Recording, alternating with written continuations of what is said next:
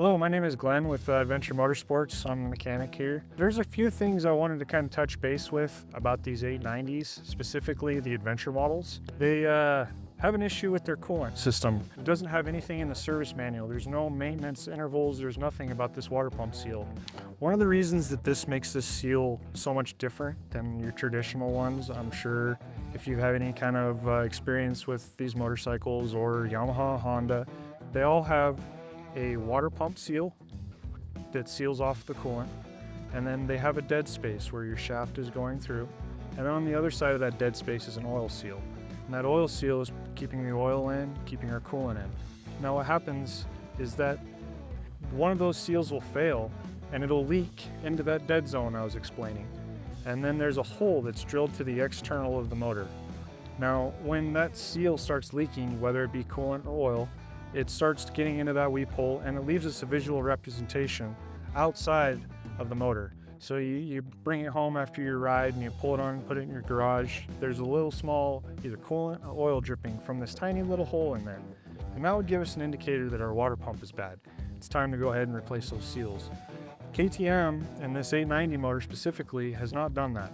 They have made just one seal that seals off our coolant side, and then on the other side of the lip it seals off our oil side. And there's no dead zone in here being able to allow us to get a visual representation that the seal has failed. So we don't have any idea until we decide to go do a service. We're thinking we need to do an easy service. We start popping things off and we find, hey, we got coolant in our oil, so we need to address this, or vice versa like this. So what happens is you can see this little bit of gunk in there. This has started to leak. And instead of giving us any signs that it's leaking through a weep hole, it just starts filling the coolant with oil, or vice versa. This one had oil in the coolant. You can see all of that, and it's filled the whole motor up. This is kind of a preventable thing if we catch it in time. But this water pump seal is so easy to replace and could be causes so much issues when it's not replaced on time, or it fails prematurely due to either overheating, riding the bike extremely aggressive, hot days on long rides. Anything that gets that coolant temperature higher than it was designed to be running starts hurting the seal, and it progressively will just get worse and worse and worse until you end up in the situation that this bike's in. And I just wanted to make a video to explain that to people so they didn't end up in the same situation. I've done 3 or 4 of these now, and it's like a $10 part that saves hours and hours of labor.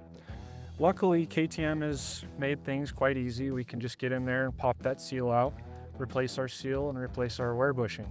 We don't have to actually get in there and do any internal work to the motor. We can do it all externally behind the water pump cover. But it is something that's not been addressed as I see in the manual themselves. Now, what causes this, since this 890 platform is in our Dukes and a whole bunch of other machines, what I usually see is only on the adventure bikes that we have a problem with it due to the skid plate being covered. We've got our engine guards, we've got our big tank. This motor cannot get rid of the heat well enough. And what will happen is we'll overheat our engine a couple times, especially if you're doing single track. You're riding this bike extremely aggressive. To the guy that's taking it to a Sunday lunch meeting, it's probably not going to have this issue. But the guys that are riding these really hard, this is something that I would be replacing and be looking at least every 15,000 miles. That's about where they go. I've seen one go at 30, and it ended up filling the coolant with oil, and then it also transferred into the engine. The whole thing was just a mess. So something that needs to be looked at. And what I would say is our coolant that comes in these is pink. It's our traditional 3.0. Most KTMs all have that. When this coolant times out, it'll actually turn like a watercolor. That's designed and it's made that way. So you can see that it needs to be replaced. That happens in about 2 years. And that would be a good time for me to go ahead and we got to flush our coolant, change this out. Let's go ahead and inspect this cover. I would recommend if you're doing on your own, that's fine, but it just needs to be looked at by somebody. So this doesn't happen, because this gets really expensive, costly. It's hard to get all of this oil and stuff out of this whole motor without tearing it all down. One more mention off topic, 390s. They have been coming out with a green coolant.